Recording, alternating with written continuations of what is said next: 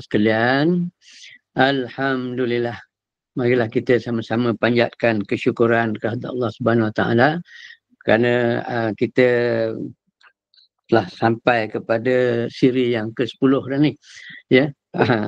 Dan kita bersyukur kepada Allah Subhanahu Wa Taala kerana diberikan limpah kurnianya, berada dalam keadaan sihat walafiat dan masih boleh lagi diberi kelapangan untuk sama-sama mengikuti perbincangan pada hari ini.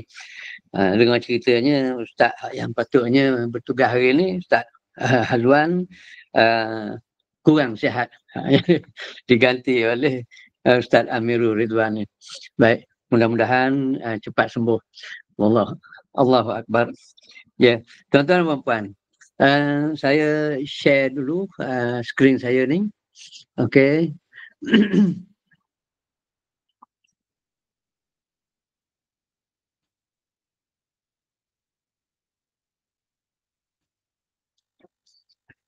Boleh nampak? Nampak Ustaz? Nampak, alhamdulillah. Okey.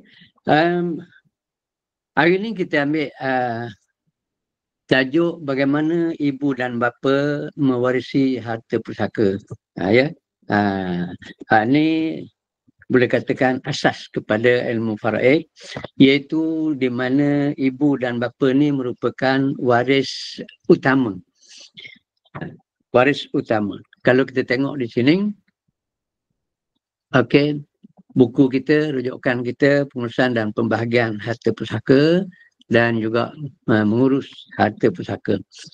Okay.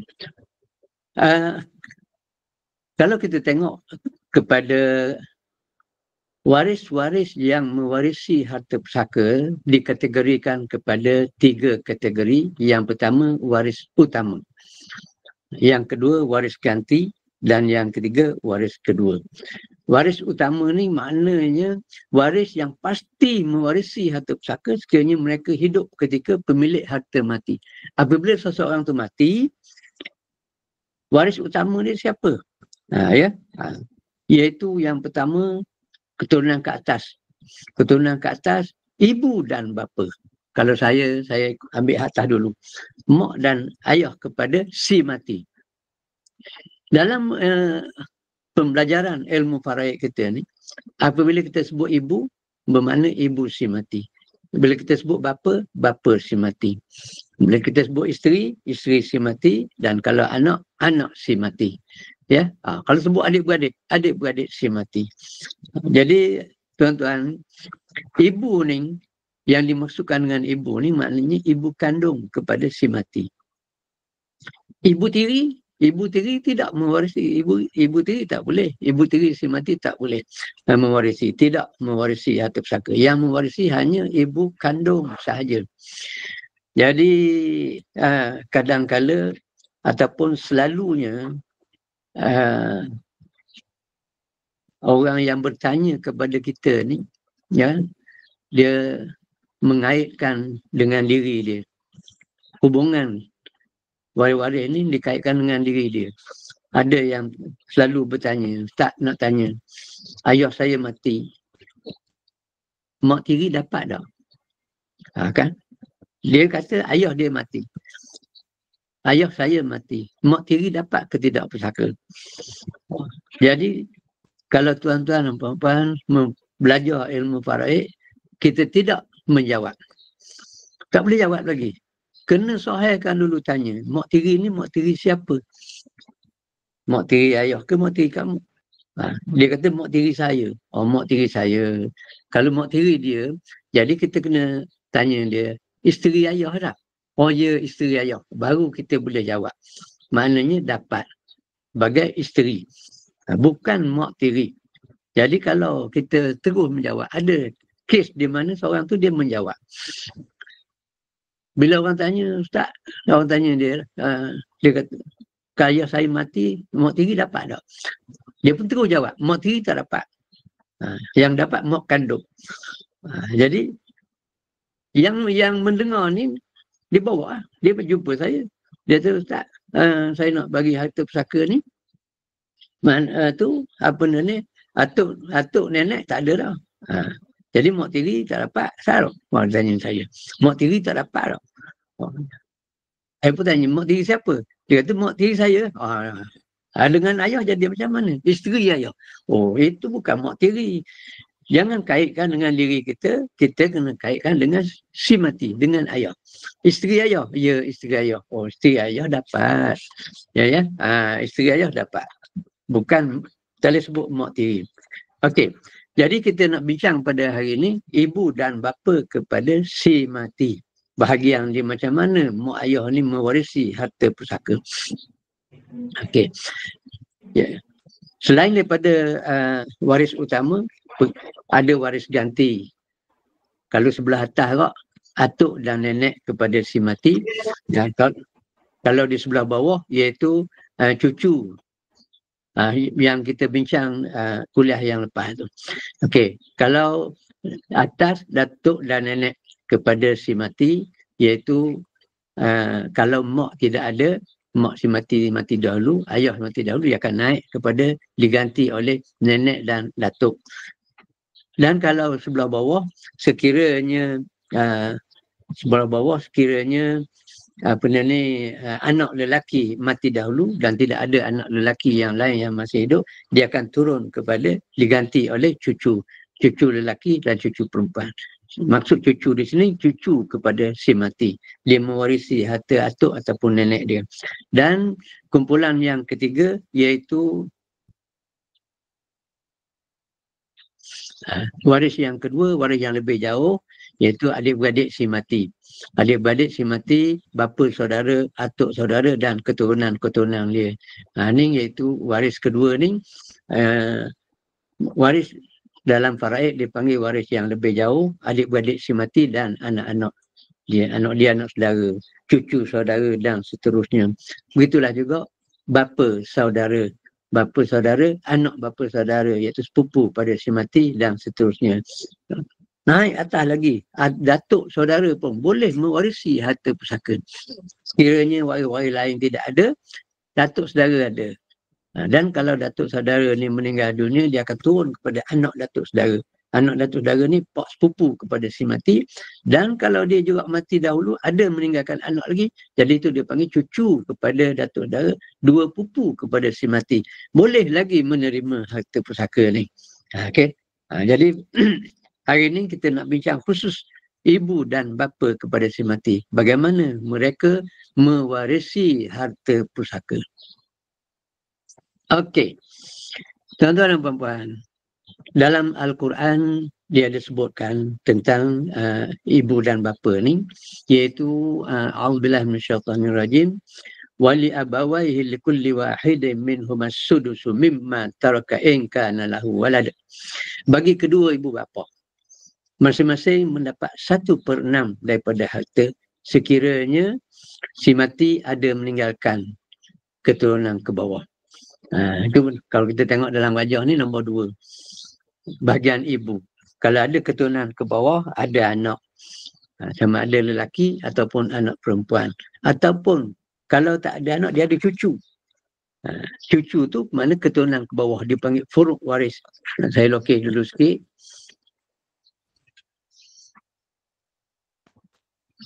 Boleh nampak? Nak dapat feedback sikit? Boleh, Ustaz. Boleh, alhamdulillah, boleh. Okey, seorang mati. Kita tak ada orang lain lah mati ya, Siddiq lah. Siddiq mati. Ada ibu. Kalau anak dia ni ada Osman, anak laki-laki. Jadi kalau Osman masih ada, maknanya oleh kerana si mati ada meninggalkan anak, mak dapat 1/6. Ini kena hafal. Bahagian ni kena hafal. Dan saya nak tunjuk sini, kalau Osman ni mati dahulu daripada ayah dia Siddiq, dan Osman berkahwin dan ada anak-anak di sini. Sama ada anak lelaki ataupun anak perempuan. Katakanlah lelaki seorang, perempuan seorang. Maka di sini Siddiq mempunyai cucu. Yang mewarisi, maka mak mendapat 1/6. Okey. Satu kena hafal ya, tuan-tuan. Kena hafal. Seorang mati meninggalkan anak. Wali abawahi likulli wahidin minhum as-sudusu mimma taraka in kana lahu walad. Jadi mak dapat 1/6. Fa in lam yakul lahu waladun wa warisahu abawahu fali ummihi sulus. Kalau tidak ada anak, dia akan pergi kepada ibu dapat 1/3. Saya nak fokus pada mak. Kalau tak ada anak, mak dapat 1/3. Okey. Tapi dalam Quran tu dia sambung lagi. Fa in lam yakul lahu waladun wa warisahu abawahu fali ummihi sulus fa in kana lahu ikhwatun fali ummihi sudus. Nombor 2. Ya, nombor 2 yang 1/3 ni syarat dia yang pertama, nombor 1 tidak ada keturunan ke bawah. Nombor 2, kalau ada adik-beradik maka mak akan dapat 1/6 pula di situ. Di hak mak ni dia keliru sikit tuan-tuan. Yang orang lain kalau macam ayah syarat dia 1 je anak-anak. Kalau suami dan isteri syarat dia nak tengok berapa bahagian nak tengok anak-anak sahaja. Tetapi ibu ni dia ada 2 syarat dia. Okey, 2 syarat dia sama. Asalnya ibu mendapat 1/6 bahagian. Asalnya. Seorang mati. Okey. Sidik juga mati. Sidik mati. Okey. Mak si mati. Ibu si mati. Kalau tidak ada anak, kita ambil tidak ada dulu. Anak tak ada. Sama ada sidik tak kahwin ataupun sidik berkahwin tetapi tidak ada keturunan ke bawah. Tak ada anak. Anak tak ada, cucu tak ada. Kemudian nak tahu bahagian ibu. Mak dapat berapa? Anak tak ada. Sepatutnya kita boleh secara umumnya mak dapat 1/3. Tetapi kena tengok syarat yang kedua. Adik-beradik sidik. Ada adik-beradik ke tidak? Fa in kana lahu ikhwatun. Ikhwatun maknanya jamak di situ. Maknanya di dalam faraid ni 2. Dia kira lebih. Dia kira banyak. Kalau adik-beradik tidak ada, anak tidak ada, adik-beradik tidak ada, mak dapat 1/3 bahagian. Atau anak tidak ada, adik-beradik ada tetapi seorang sahaja. Katakanlah Osman seorang. Kalau ada adik-beradik seorang saja, anak tidak ada, mak dapat 1/3 bahagian. Ini kaedah ni.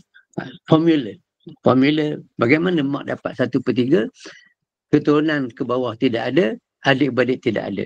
Atau kalau adik-beradik ada, tetapi ada adik-beradik ni ada seorang saja.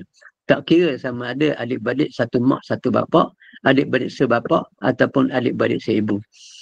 Tak kira. Asalkan adik-beradik je. Ada seorang. Bila mak dapat 1/6, mak dapat 1/6 sekiranya si mati, sidik yang mati ni ada meninggalkan keturunan ke bawah. Anak ataupun cucu yang mewarisi harta pusaka. Jadi dalam keadaan ni, sidik ada anak tak? Ada. Berapa orang? Seorang. Perempuan contoh. Bila ada je seorang, mak akan dapat 1/6. Jadi berubah bahagian mak daripada 1/3 kepada 1/6. Okey. Kalau anak tidak ada, kena tengok adik-beradik. Adik-beradik mak, adik-beradik si mati, ada? Ada. Berapa orang? Ada 3 orang. Kalau ada 3 orang, bermakna di sini lebih daripada seorang, mak akan dapat 1/6 daripada harta. Jadi tuan-tuan, hari ni kita ambil kaedah. Kaedah ibu. Mak mendapat 1/3 bahagian ataupun 1/6. Bila mak dapat 1/3, sekiranya si mati tidak meninggalkan keturunan ke bawah dan tidak meninggalkan adik-beradik.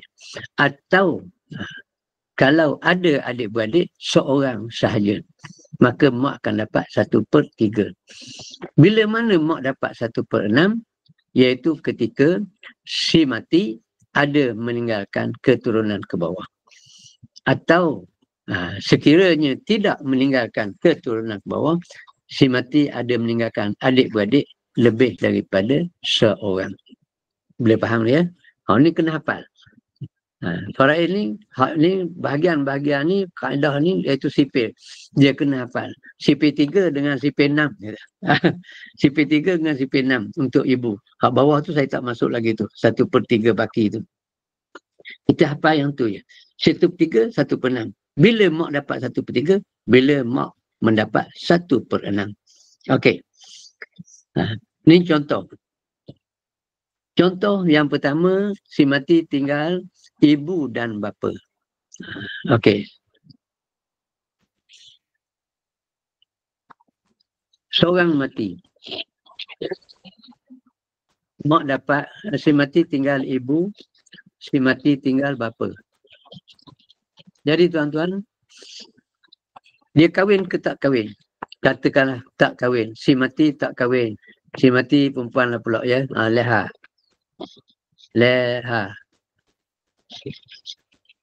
Leha ni dia tak kahwin. Kemudian dia meninggalkan ibu dan bapa. Berapa bahagian ibu? Tak boleh jawab. Bahagian ibu tak boleh jawab lagi. Sebab apa? Sebab kita tengok dulu syarat-syarat ibu. Kalau nak ibu dapat 1/3, anak tak ada, betul dah. Kena tengok adik-beradik ni. Tuan-tuan dan puan, selalu ketinggalan berlaku di sini ataupun kesilapan berlaku di sini. Sebab apa? Bapa ni dia mendindingkan adik-beradik. Bila bapa ada, adik-beradik tak dapat. Selalunya kita pun tak ambil tahu tentang adik-beradik sebab adik-beradik tak dapat. Selalunya ataupun kadang-kala ibu diberi 1/3. Adakah betul? Mungkin betul, mungkin tak betul. Jadi kalau Leha tak kahwin, nak menentukan bahagian mak ni, kena tanya adik-beradik Leha. Leha ada adik-beradik? Ada. Berapa orang adik-beradik dia? Cukup nak tahu jumlah je. Dia ada 5 orang adik-beradik. 5 orang adik-beradik. Maka di sini, mak dapat 1/6. Baki lagi dapat kepada ayah. Sebagai waris ansabah. Ayah dapat 5/6. Kalau kita tak tanya tentang adik-beradik, kita bagi kepada mak ni 1/3, ayah dapat 2/3. Jadi kemungkinan berlaku kesilapan di situ. Ya, selalunya tuan-tuan, saya nak maklumkan di sini banyak kesilapan juga yang berlaku. Bila si mati tak kahwin, tinggal ibu dan bapa, nak tahu bahagian mak dapat berapa, kena tanya adik-beradik Leha. Kalau Leha tunggal seorang, dia tidak ada adik-beradik, mak dapat 1/3. Yang lebihnya ayah. Kalau Leha ada adik-beradik, lebih pada seorang, maka mak dapat 1/6, yang lebihnya hak ayah. Adik-beradik tak dapat. Ya, adik-beradik tidak mendapat bahagian. Sebab tu kalau kita tengok dalam ajar ni nombor 2. Cuba tuan-tuan baca nombor 2 tu.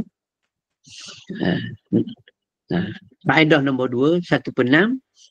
Kalau ada keturunan ke bawah. Yang kedua, adik-beradik. Kalau ada adik-beradik si mati lebih daripada seorang, sama ada adik-beradik ni mendapat pusaka ataupun adik-beradik tu terdinding. Jadi kalau ada ayah, adik-beradik terdinding.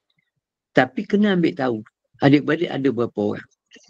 Kalau adik-beradik ada lebih pada seorang, mak dapat 1/6 bahagian. Okey. Kemudian, kalau ni ibu dan bapa, kalau tidak ada keturunan ke bawah, anak pun tidak ada, maka ibu bapa dapat mak dapat 1/3, hak lebih tu hak ayah. Kan? Kalau si mati tinggal ibu dan ya.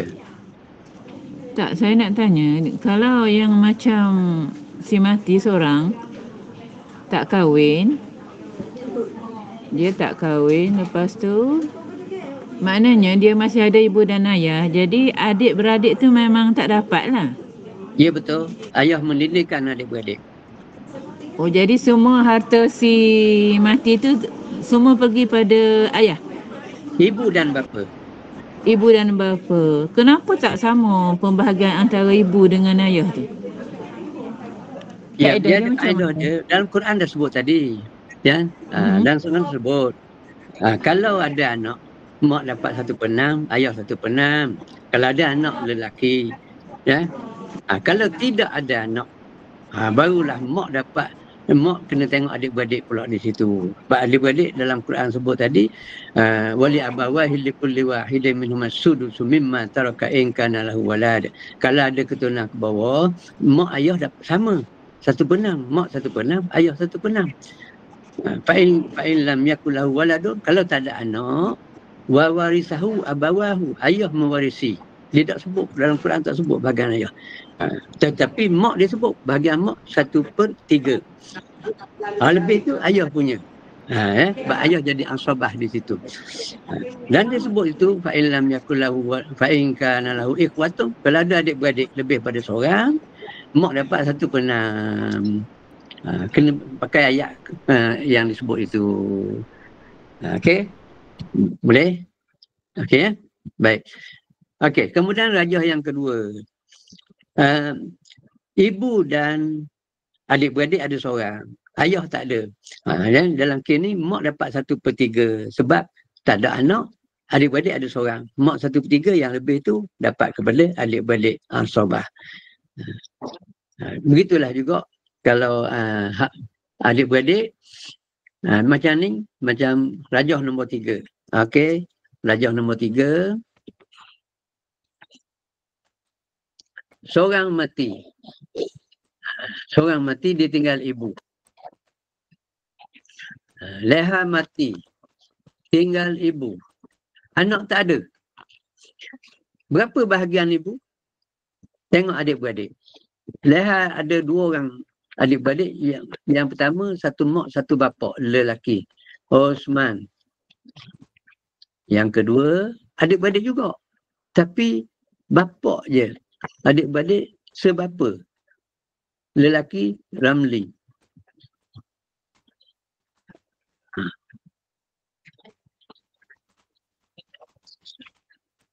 Okey. Jadi sekarang ni, kalau kita tengok di sini, mak dapat berapa? Adik-beradik 2 orang. Osman dengan Ramli. Yang mewarisi hanya seorang saja. Osman mewarisi. Osman mewarisi sebab Osman satu mak, satu bapa, dia mendindingkan Ramli.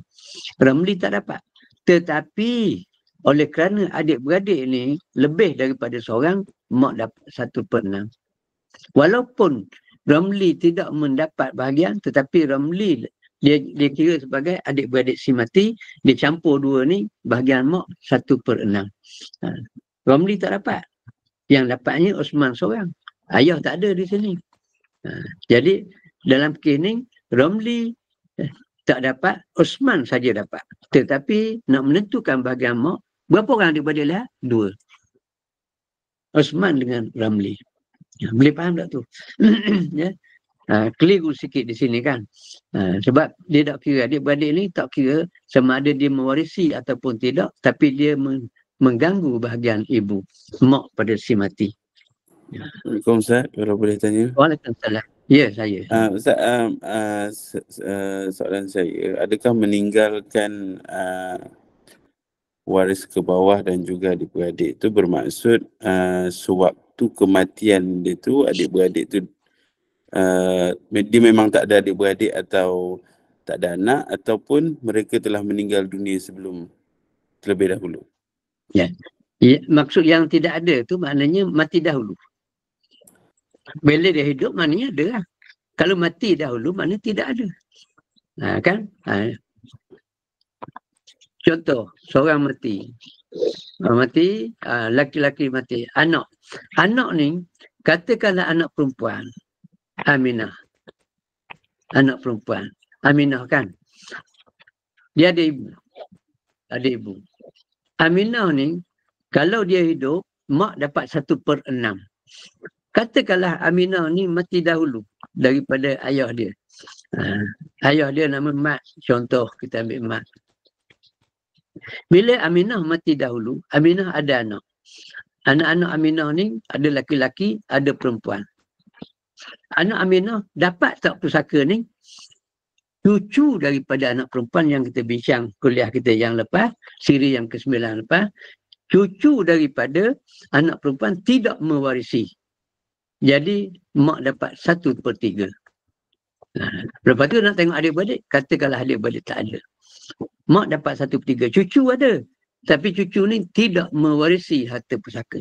Kalau Aminah tu masih hidup, maka Aminah mendindingkan ibu daripada 1/3 kepada 1/6. Aminah mati dahulu, dia tak turun kepada anak dia. Tapi sekiranya yang mati ni, yang mati ni Zali, lelaki, Zali. Dia mati dulu. Bila dia mati dulu, dia meninggalkan anak-anak, ni cucu-cucu ni mewarisi harta pusaka, maka mak dapat 1/6. Saya menjawab soalan ke tidak? Menjawab Ustaz, menjawab. Maksudnya sama ada dia ada atau tak ada, dia kira pada waktu semasa kematian lah.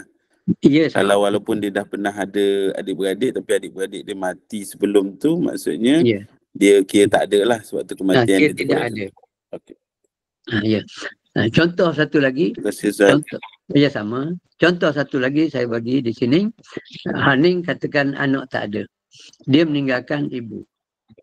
Kemudian dia asalnya ada adik-beradik. Ni ada 3 orang adik-beradik. Kan?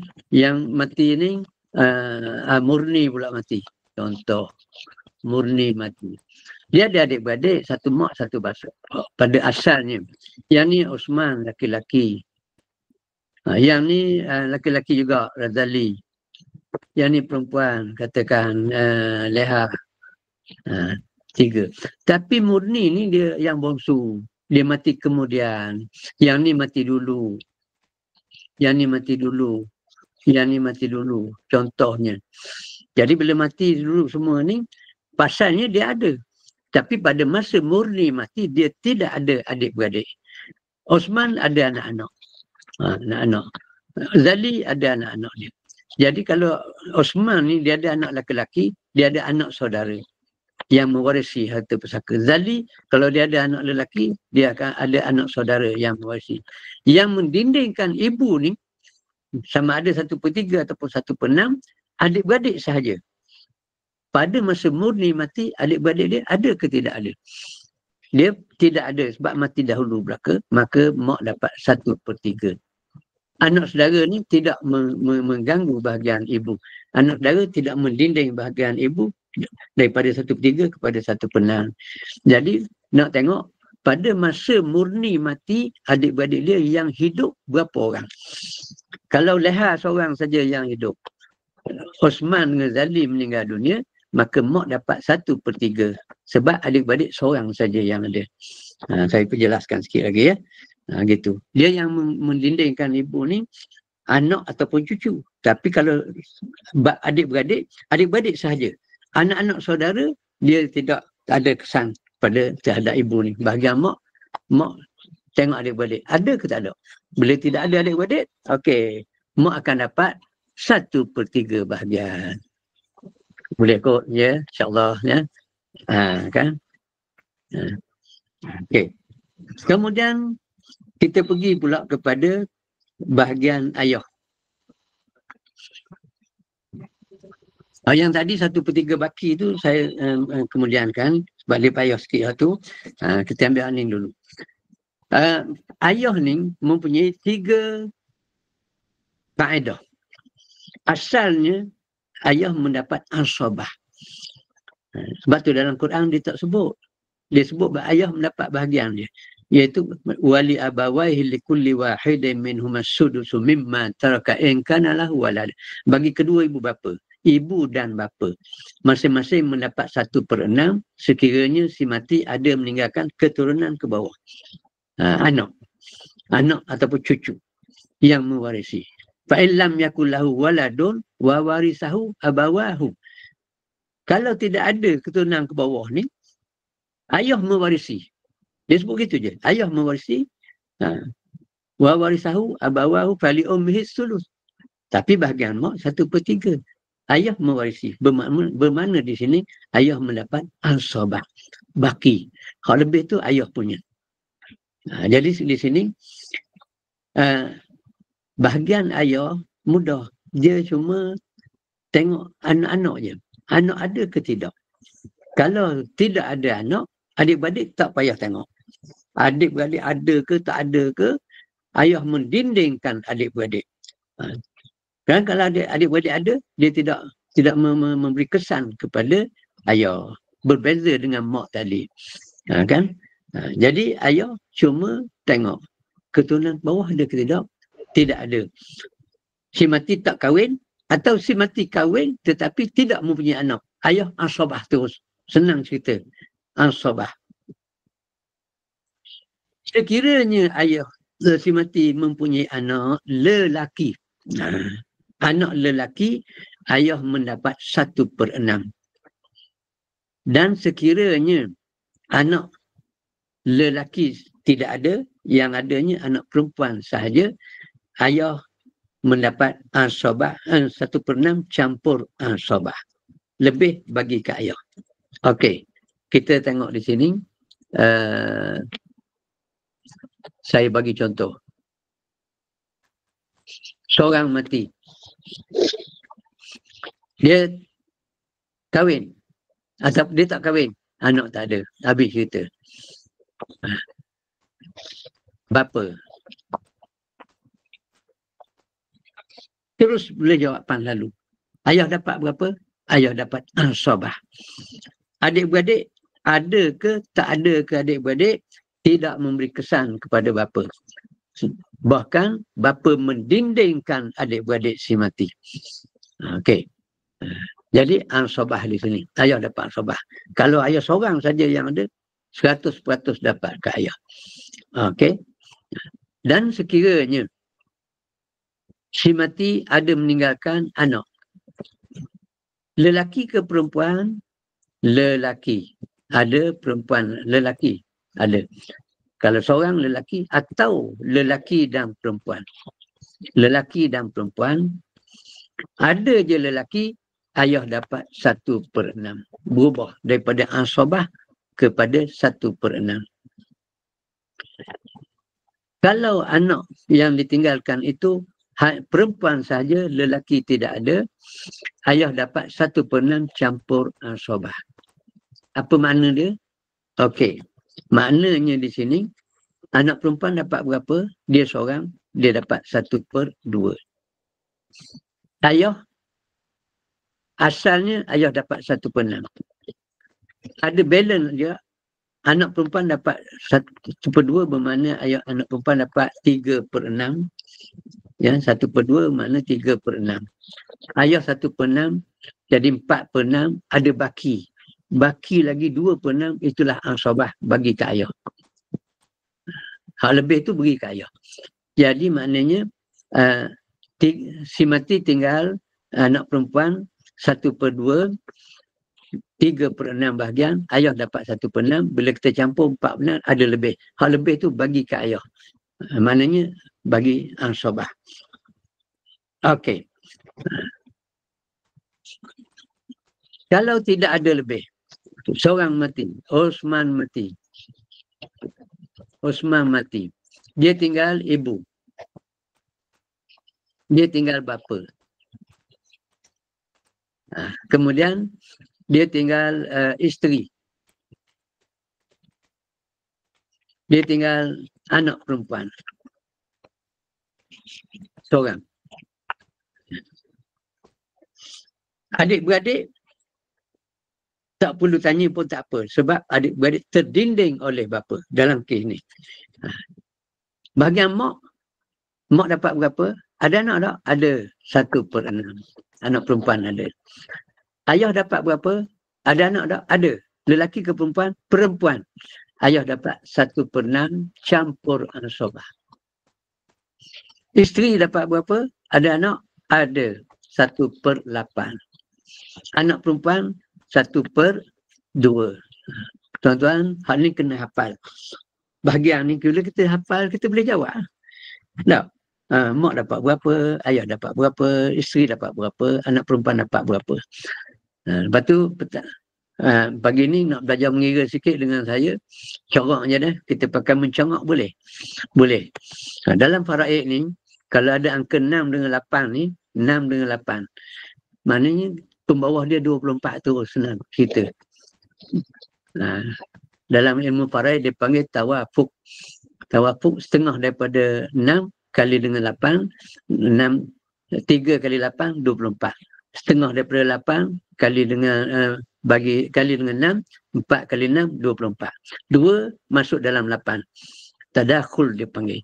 6 dengan 6, 6 ni dengan 6 ni tamasul, sama. Potong 1 6. Jadi 6 dengan 8. Dalam faraid, kalau kita mengira tak ada lebih besar, kecuali 24 ni sahaja. 24 bagi dengan 6, bagian ibu dapat 4. Campur dengan hak ayah. 24 bagi 6 dapat 4. Bagian isteri 24 bagi 8 dapat 3. Yang anak-anak perempuan 24 bagi 2 dapat 12. Kita pun campur. 4 campur 4 8. 8 campur 3 11. 11 campur 12 23. Maknanya ada satu balance. Balance ni beri pada ayah. Ayah dapat 1/24. Balance dia. Jadi maknanya ayah dapat 4 campur 1, ayah dapat 5/24. Itu maknanya 1/9 campur ansabah. Mak dapat berapa? 4/24. Isteri dapat berapa? 3/24.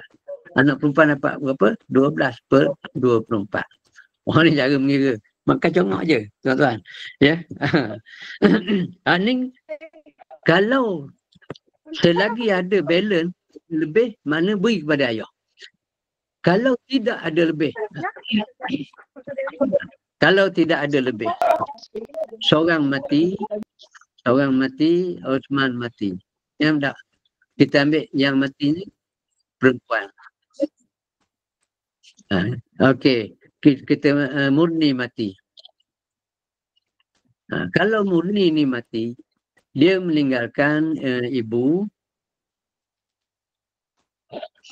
Murni mati meninggalkan ibu, meninggalkan bapa, meninggalkan suami, dan meninggalkan anak perempuan seorang. Okey. Mak dapat berapa? 1/6. Ayah dapat berapa? 1/6 campur ansabah. Sebab apa? Sebab anak perempuan. Ya. Suami dapat berapa? Ada anak tak? Ada. 1/4. Anak perempuan 1/2. Okey. Jadi bila kita kira ni, tuan-tuan, cara mengiranya pula, kalau ada 6 dengan 4, 6 dengan 4, pembawah dia 12 terus. 12. Ya, mana dia panggil tawafuk. 6 dengan 8, 24. 6 dengan 4, 12. 12. Jadi 6 dengan 4, 12 dia panggil tawafuk. Setengah pada 6, 3 kali 4, 12. 6 dengan 6 sama, potong 1. 2 dengan 4, 2 masuk dalam 4. Okey. Jadi 12 bagi 6 dapat 2. Hak bagian mak. 12 bagi 6 dapat 2 bagian ayah. 12 bagi 4 dapat 3 bagian ayah. 12 bagi 2 dapat 6 bagian anak perempuan. Bila kita campur di sini, maknanya 2 campur 2, 4. 4 campur 3, 7. 7 campur 6, 13. Maknanya lebih. Lebih tu maknanya kes duit tak cukup nak bagi. Bila tak cukup nak bagi, bermakna di sini ansabah tidak ada. Ansabah tidak ada. Ada satu soalan tu, ya, Nurul, ada satu soalan dalam perbincangan grup tu. Dia kata tak payah tulis lah. Satu ansabah ni. Sebenarnya ansabah tu kena tulis. Memang kaedah dia. Bila ada anak perempuan, bapa kaedah dia mendapat 1/6 campur ansabah. Asabah ni tengok ada lebih ke tidak ada. Kalau ada lebih bagi. Kalau tidak ada, tidak adalah bahagian asabah. Mana bahagian ni kosong. Tapi kaedah dia, bila ada je anak perempuan, maka bahagian bapa 1/6 campur asabah. Itu kaedahnya. Jadi dalam kes ni, ibu dapat 2/3 bahagian. Per 3. Kes aul. Kan duit tak cukup nak bagi ni. Jadi dia jadi per 3. Ayah dapat 2/3. Asabah tak ada. Sebab tidak ada lebih. Suami dapat 3/3 dan anak perempuan dapat 6/3 bahagian. Okey. Boleh? Kod ya, mengira sikit-sikit. Sambil-sambil kita tengok bahagian-bahagian ni. Tuan-tuan dan puan-puan, hak ayah mudah.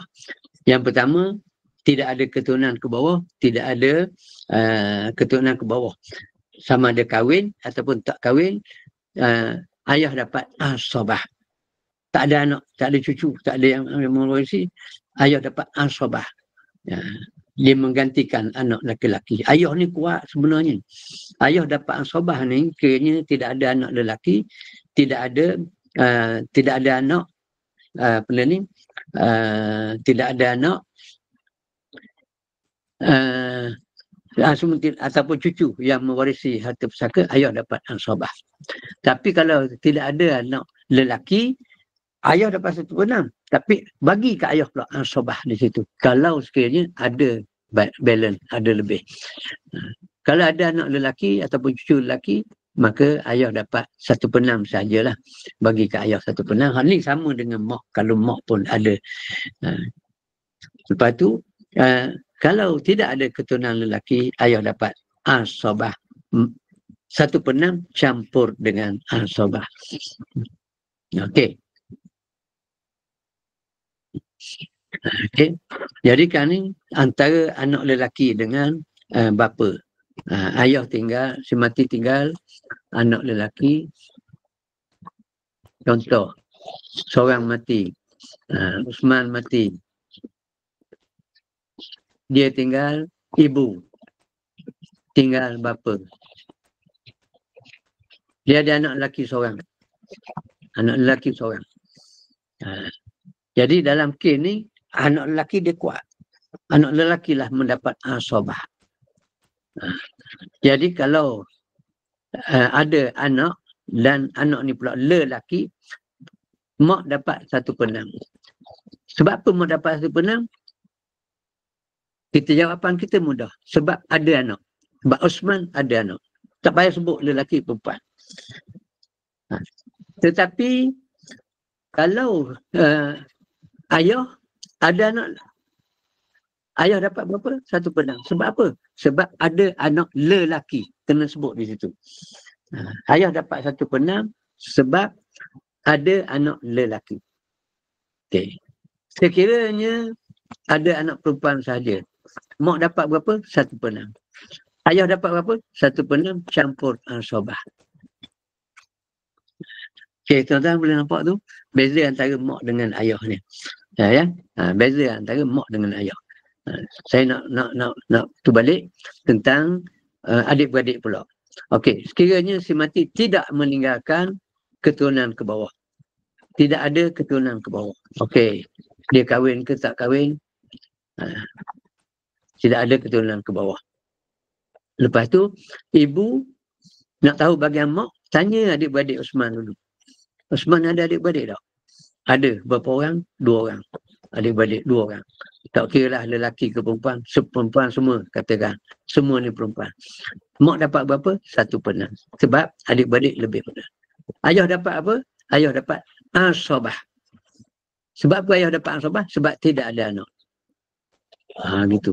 Tidak perlu kepada adik-beradik. Sebab apa? Adik-beradik ni terdinding oleh ayah.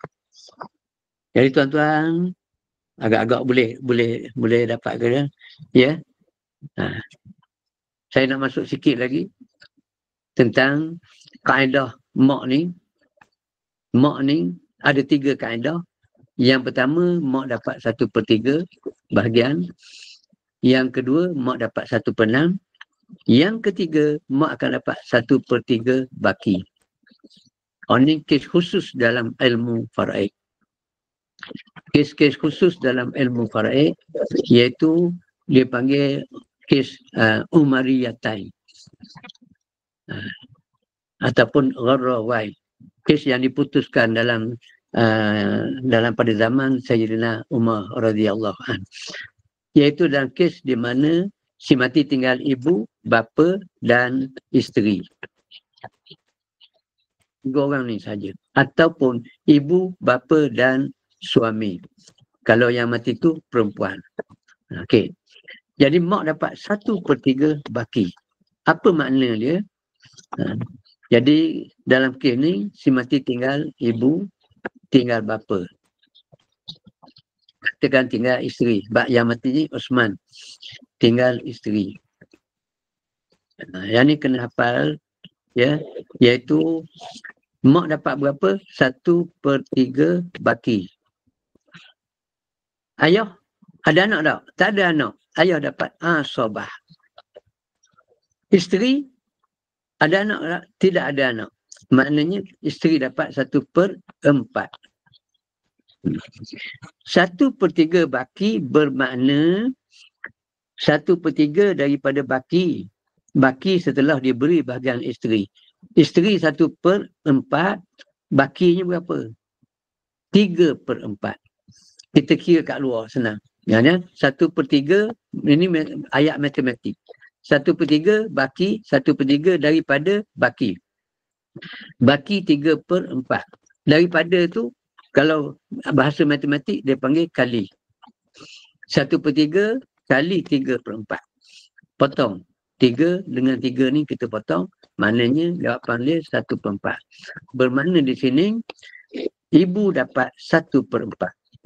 Setelah dikali dengan baki setelah diberi bahagian isteri tadi. Jadi isteri dapat berapa? 1/4. Kalau lebih tu ayah. Berapa bahagian ayah? 2/4. Jawapan dia mak dapat 1/4. Ayah dapat 2/4. Isteri dapat 1/4. Satu lagi, si mati tinggal ibu, si mati tinggal bapa, dan si mati tinggal suami. Okey. Jadi dalam kes ni, ibu dapat berapa? 1/3 baki.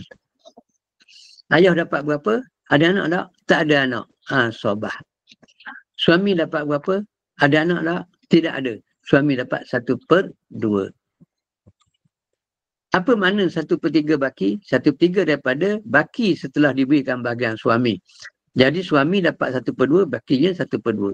1/3 kali dengan 1/2. Ni, 1/3 baki. Jadi, tak boleh nak dikecilkan. 1 kali 1, 1, 3 kali 2, 6. Bermakna di sini, mak dapat berapa? Mak dapat 1/6.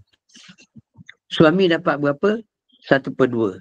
Kalau kita besarkan, 3/6. Berapa balance-nya? Bapa dapat, baki asabah 2/6. Jadi itulah tuan-tuan dan puan yang pendeling menjadi kaedah pembahagian harta pusaka ni untuk bahagian mak. Dia ada 3 kaedah. Mak dapat 1/3, mak dapat 1/6, mak dapat 1/3 baki. Ya.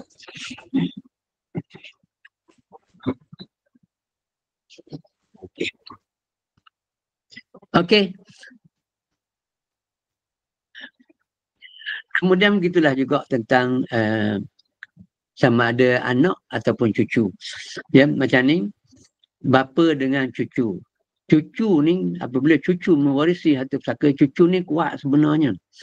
Cucu ni dia kuat. Selepas anak, dia pergi kepada cucu. Cucu dengan adik-beradik, cucu mendindingkan adik-beradik. Dan kalau si mati meninggalkan bapa. Tinggal ibu, contohnya, kita ambil ibu dan bapa. Ni, dia ada anak Osman. Tapi Osman ni mati dulu, dia ada cucu di sini. Katakanlah cucu ni lelaki seorang, Razali. Contohnya. Razali ni dia dapat asobah. Asobah. Sebab dia lelaki. Asobah. Mak dapat berapa? Anak tak ada. Tapi cucu ada. Cucu mewarisi harta pusaka. Jadi mak dapat 1/6. Ayah dapat 1/6. Suka cerita saya nak sebutkan juga tuan-tuan dan puan-puan. Ibu ni, ibu kepada si mati. Jadi dengan anak-anak si mati tu dia jadi nenek lah. Ya, nenek. Itulah juga ayah kepada si mati dengan anak-anak si mati jadi atuk. Ada kes-kes di mana kadang-kala nenek dan atuk ni tak nak bahagian dia akan serah kepada cucu-cucu. Ya. Okey. Jadi dalam pembahagian harta pusaka ada satu kes tu si mati meninggalkan ibu, meninggalkan anak-anak. Jadi anak-anak ni pergilah jumpa nenek. Nenek tolaklah, serahlah kepada kami bahagian nenek ni. Ya. Tak apalah kami gantilah dengan duit. Jadi nenek pun setujulah. Ya, nenek nak duit je. Tak nak buat apa tanah-tanah ni. Cuma bila selepas beberapa bulan nenek tu datang jumpa saya. Tak, cucu-cucu saya ni janji nak bincang dulu. Suruh saya menyerahkan bahagian kepada mereka, kepada cucu. Janji nak bagi duit. Jadi sampai sekarang tak bagi-bagi, dia kata. Kecil hati saya. Ya, tuan-tuan dan puan-puan. Nenek ni, nenek kita. Dia pun kadang-kadang nak pakai duit juga. Nak tengok, nak merasa duit.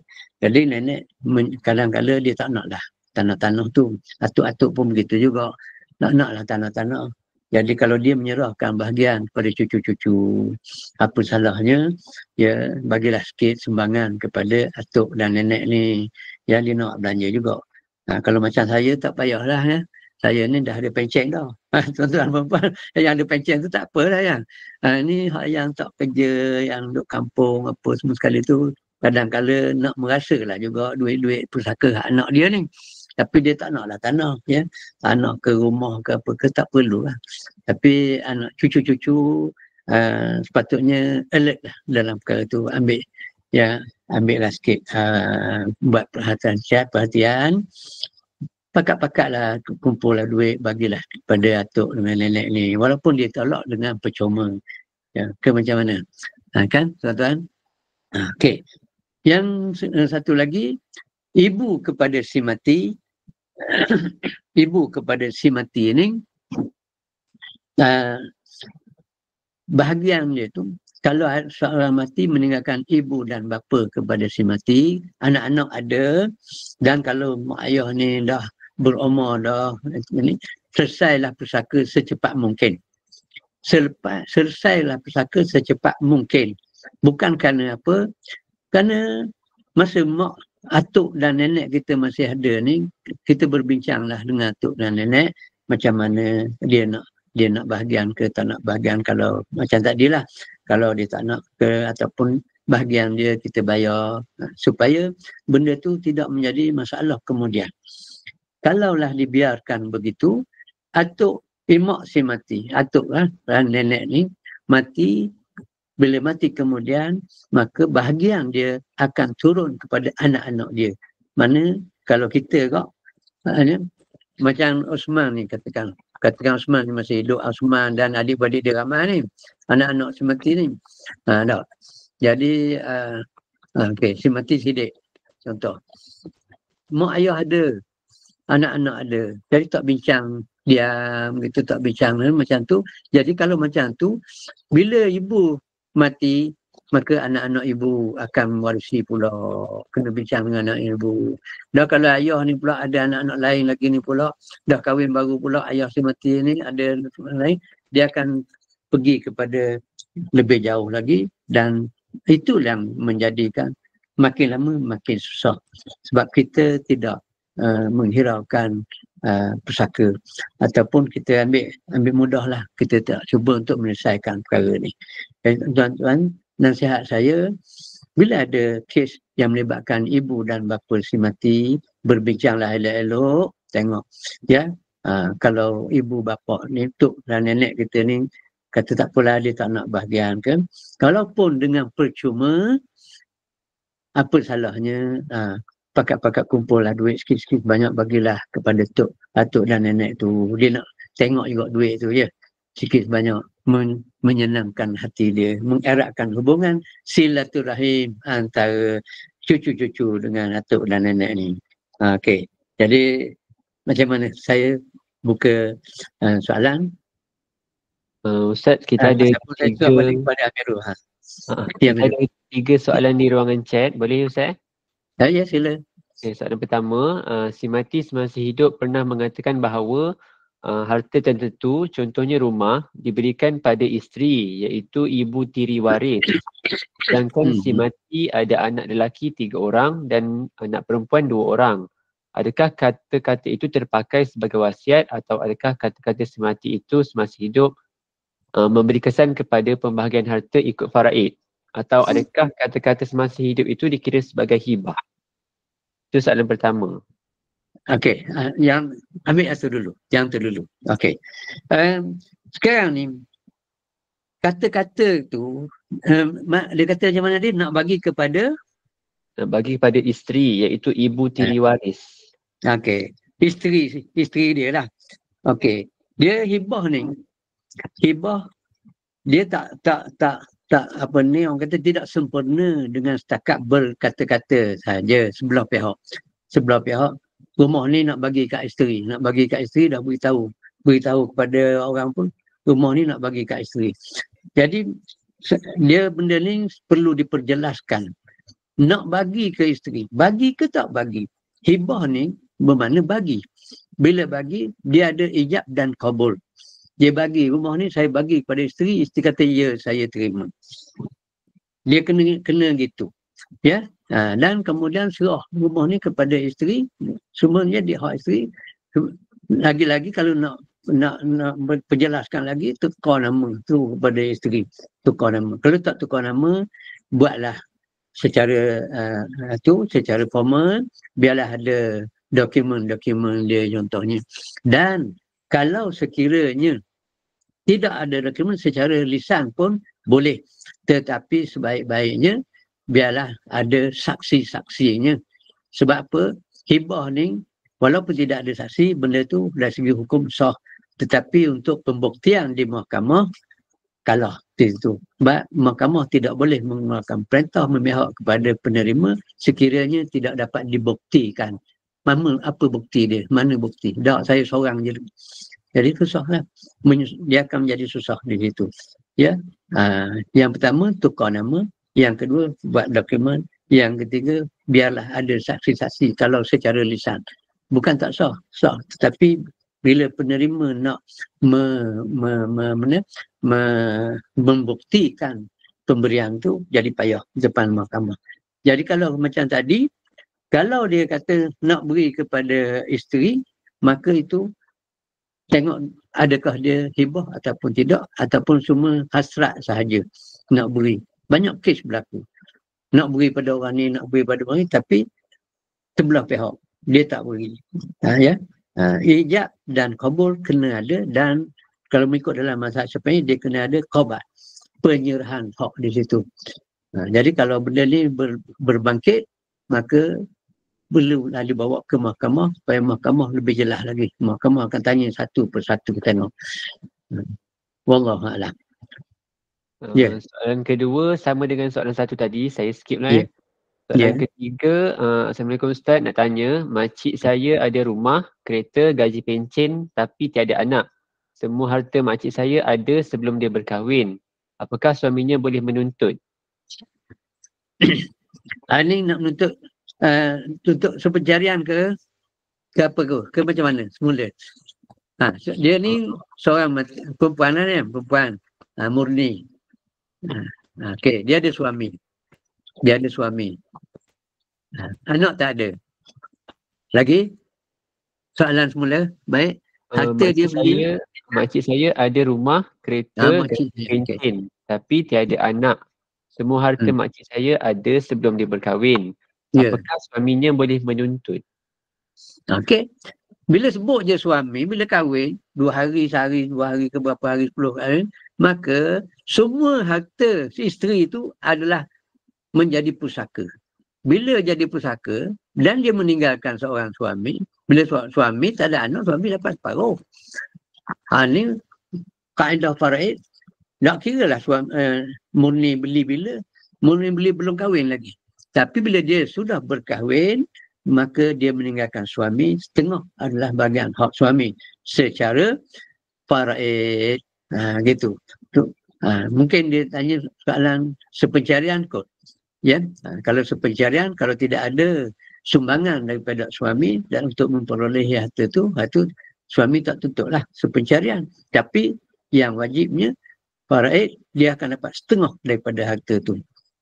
Ya, wallahualam. Saya anggap itu soalan yang terakhir lah. Mungkin ada Ya. rumusan sedikit daripada Ustaz sebelum kita mengakhiri majlis kita. Ya, tuan-tuan dan puan-puan. Sebenarnya dalam bab benda ni, ibu dan bapa si mati ni, penting kita ambil tahu. Sebab apa? Kadang-kala ada sedikit kekeliruan di situ. Kalau seorang mati, dia meninggalkan ibu dan bapa. Ibu dan bapa. Bila ibu dan bapa, dia kahwin ke, dia tak kahwin lah contohnya. Jadi anak tak ada lah. Bila tak ada anak, selalunya setengah-setengah tu dia bagi terus kepada ibu 1/3. Dia bagi terus. Sebab apa? Sebab adik-beradik tak dapat. Kerana ayah ada. Sebenarnya dalam faraid, walaupun adik-beradik itu tidak dapat, kita kena ambil perhatian dalam kes ni untuk menentukan bahagian ibu. Nak tanya adik-beradik, kena tanya sepatah. Adik-beradik ada berapa orang? Kalau kata ada lebih daripada seorang, maka berubah bahagian ibu 1/6. Hak yang lebih tu dapat kat ayah. Jadi di sini kadang-kadang timbul kesilapan di sini, terlepas pandang. Ataupun kadang-kadang kita tengok sijil faraid yang dikeluarkan oleh mahkamah, yang berhak mewarisi harta pusaka 2 orang je, ibu dan bapa. Tapi ada kes di mana sijil faraid keluar, bahagian mak 1/3, bahagian ayah 2/3. Dan ada kes faraid bahagian mak 1/6, bahagian ayah 5/6. Itulah rahsianya, iaitu mana tengok adik-beradik ada ke tidak. Jadi tuan-tuan dan puan-puan, kita cuba ambil beratlah sikit tentang perkara ni supaya tidak berlaku kesilapan dalam pembahagian harta pusaka. Wallahualam. Jadi saya ucap terima kasih banyak kepada pihak Ilim Jelebu kerana sudi menyebut saya dalam benda ni apa dipanggil fiqh muamalah ni tentang faraid ni, untuk sedikit sebanyak tuan-tuan perempuan ambil faedah lah daripada pembelajaran kita. Saya juga terima kasih banyak kepada tuan-tuan dan perempuan yang sudi mengikuti online kita ni. Wallahualam. Wabillahi taufiq wal hidayah. Wassalamualaikum warahmatullahi wabarakatuh. Alhamdulillah. Majlis mengucapkan terima kasih atas perkongsian Al-Fadhil Ustaz Wan Abdul Halim Harun yang amal bermakna sebentar tadi.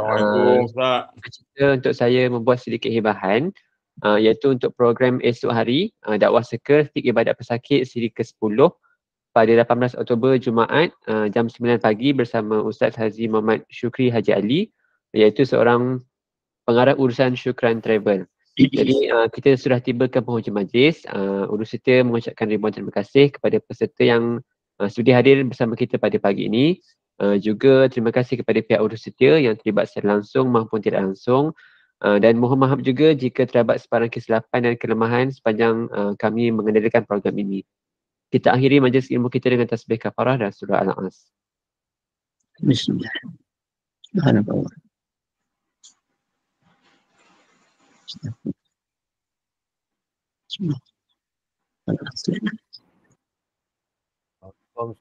Sekian, terima kasih. Assalamualaikum dan jumpa lagi insya-Allah.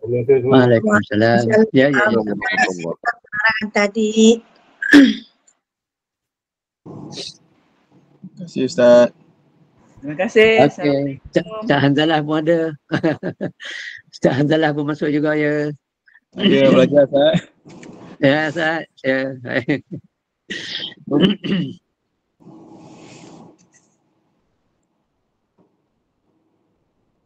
Okey, saya minta diri dulu semua. Okey, terima kasih belaka. Assalamualaikum warahmatullahi wabarakatuh. Waalaikumsalam.